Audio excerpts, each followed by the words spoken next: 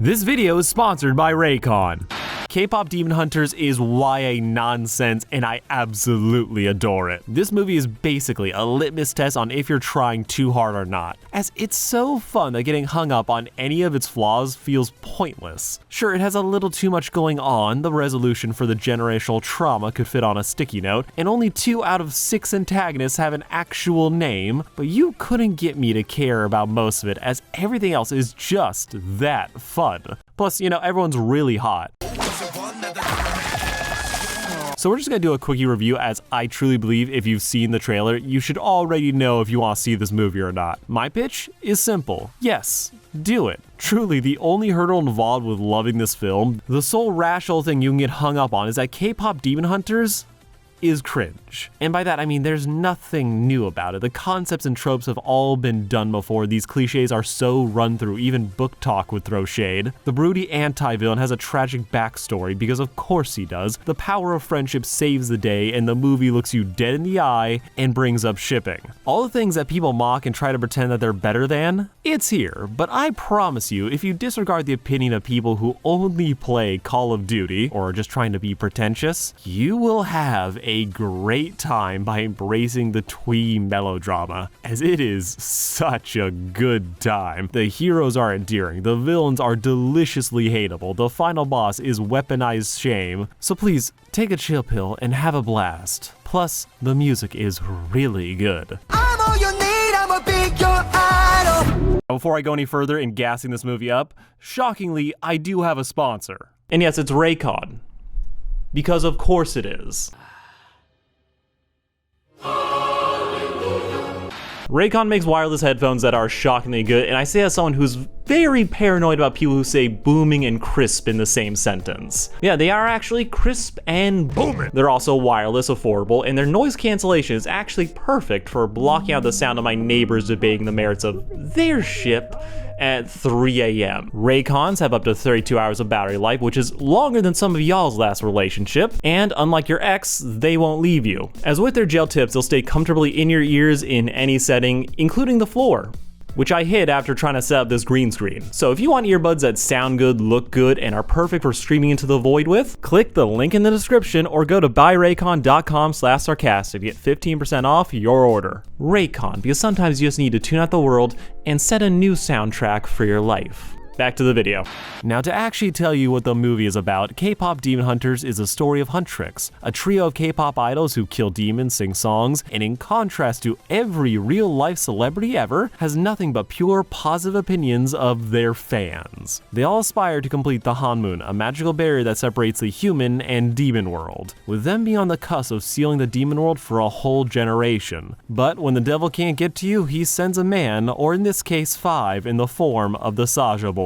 A demonic boy band sound stealing their fans to weaken the Hanmoon and allowing the king to feast on humanity's souls. Things kinda go off the rails immediately, with their friendship, love, and self-acceptance all now being on the line. If I were to pick one thing to praise about this movie over all the others, it's that the music and action are synced to perfection. I'm a sucker for fights that happen on beat, making all these sequences my personal form of crack. I don't think the soundtrack has a bad song in it, with Takedown and How It's Done being incredibly fun as battle tracks. My favorite is easily Your Idol, offering the best atmosphere and dance choreography for my money. The girls aren't lacking by any means, but this song just has me in an insane chokehold. Speaking of the girls, they are delightful, and I long for the days when Disney let its female characters be this level of freaky.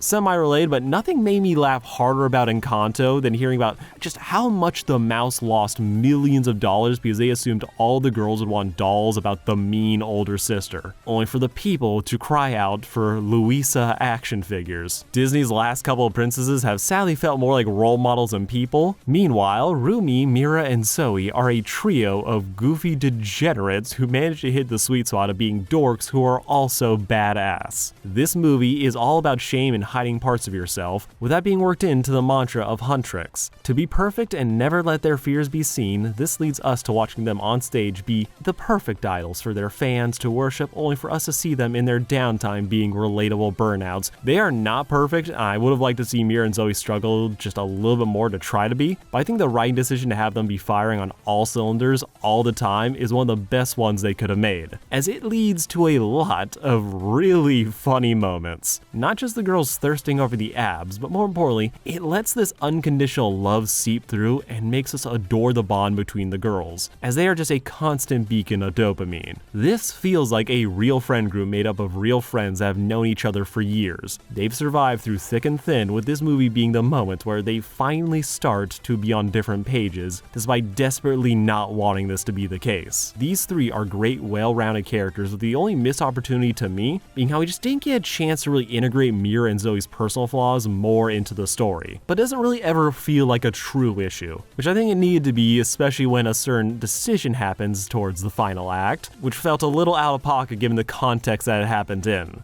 It's not egregious, I'm just of the opinion that since Rumi is basically the main character, we could have just given the other two something a little bit more meatier to chew on in that finale. Rumi, though, as a lead really works, and I can't really talk about any of it because it's all spoilers, but it works. It all works, even if there are like 3 different things going on with her character that I feel like could have been the focus of a movie, with those 3 plot lines being Rumi's identity issues and her relationship with her mother figure, her friendship with the girls and their new rivalry with the Saja boys, and of course the romance, which happens. But that's not a spoiler, as it is an inevitability, as they really weren't going to put this much work into designing the Saja boys if they weren't going to put one of them on a platter and ship him for all he's worth, as people are down bad for these boys, and honestly fair. This is not the first time this has happened, and it certainly won't be the last, but for someone, this is definitely their first, so congrats. But even in that context, Jinyu is still able to stand out as a fun, tragic-ish anti-villain whose banter with Rumi manages to be just the right amount of annoying, and sadly, he is all that.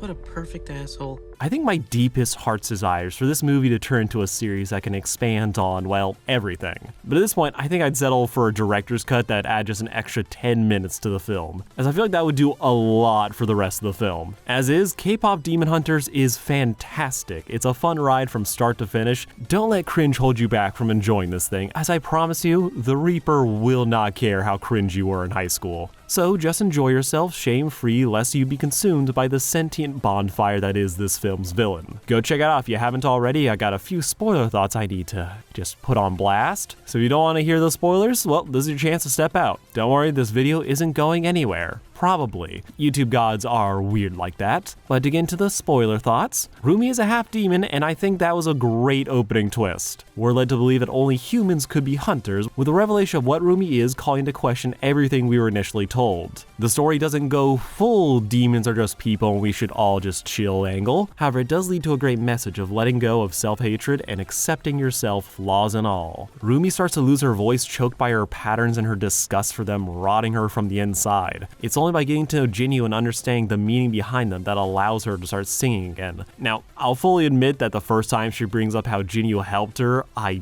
did have to do a double take. As for how horrible Rumi losing her voice is, we never actually get a scene where she realizes it's back. She just starts singing again and retroactively tells us like, oh, this is because of these rendezvous. And while that is a bit jarring, I do like what she means. It's not that love for this guy who's lying sets her free. It's understanding him that allows her to understand herself, and that's what frees her voice. That she doesn't need to hate what she is, but her only getting her through that final hurdle at the very end as she tosses aside her more toxic beliefs. Do I think she jumped to that conclusion about building her own Hamoon better with blackjack and hookers? A little. That's more to do with like, oh, I feel like we could have gotten a little bit more of the mentor, as she is the source of Rumi's shame. So while I'm thematically and symbolically behind this, I feel like we could have gotten like an extra 3 minutes sprinkled throughout the film to kind of just give us more insight into what her and the dead mom's deal is. Speaking of dead, now that's actually tragic, unlike his BS backstory, which I do like the twist that Jinyu claiming, oh, I made a deal with the devil helped get myself and my family out of poverty, only for it to be revealed he only uplifted himself and left the other two to die, ripping out any potential nobility from that choice and leaving us with just a selfish choice that he has spent the rest of his life regretting. And just like how Rumi's self-hatred holds herself back, Jinyu's holds him in the Demon King's thrall as he believes it's too late for him. This tiger can't change his stripes, and I love how that's how the Demon King controls all the demons. As it's not just like, oh, they fear me, they're terrified. It's no, he can force them to hear their worst moments, and they serve him out of terror, fear, and guilt of those voices getting even louder. Of the little things I liked, the manager character was extremely funny. Most of the side characters in this film are pretty hilarious, though the ones that take the cake have to be the crow and the derpy cat. I want plushies of these things yesterday, along with a sequel and a TV show, as this world is super interesting. These characters are so fun. And I feel like we could get so many more hours of entertainment out of them. The Sajas especially, and I wouldn't complain if they brought back Jinyu. This movie just feels custom built to entertain me, and I'm selfish enough to beg for more. But that's enough out of me. Tell me what you all thought down below. What did you like about the movie? And would you sell your soul to get more of it? Best way to get sequels is to make some noise and annoy your friends into watching. So let's get started on that. And remember to check out my sponsor, Raycon. Love you all. Peace out.